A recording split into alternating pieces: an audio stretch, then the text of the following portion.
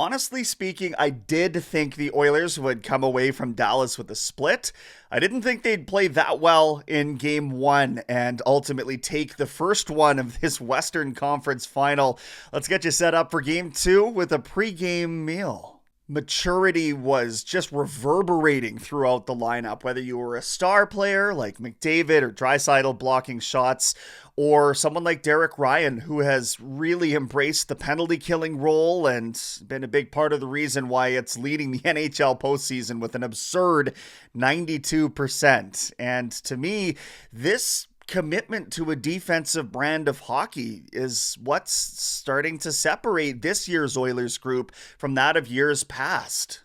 We're throwing out a lot of credit for, say, Holloway or Bouchard breaking out before our very eyes, but let's talk about the whole team for half a second anyway in terms of their commitment to the system, to shot blocking, and to making sure Stuart Skinner's night is nowhere near as difficult as it may have been in the first few games of that Vancouver series, though the young netminder has certainly elevated his own play as well. And when you talk about that penalty kill being up over 92%, which is absurd, by the way, absolutely absurd, Skinner's been a huge part of that. He was dialed in right from the opening couple minutes of game one. He stopped Dodonov's breakaway and then a follow-up shot immediately, and in my opinion, that set the tone for the rest of the game.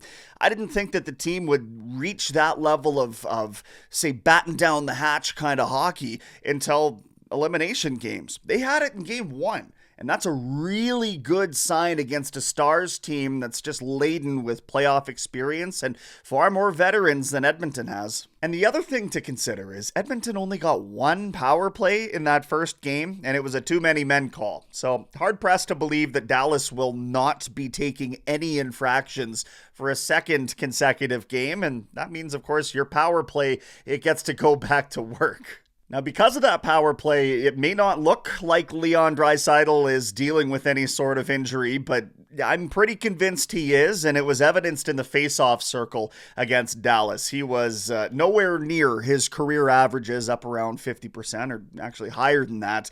And when you're constantly fighting for control of the puck deep in a hockey game, not a recipe for success. He's got the splint on his finger, and we know he had been dealing with an injury to likely a rib or so. Both things that I can see impacting his face-off ability, but he is their true tried and tested number one face-off man. So other guys such as Derek Ryan are going to have to step. That sounds crazy to me too, but are going to have to step up in some of those moments and try and gain possession out of the gate, especially because they're on the road and don't get the benefit of line matching and that sort of thing right away. But overall, you've already accomplished, in my opinion, what you should have set out to do, and that's take one game away from the Stars in Dallas.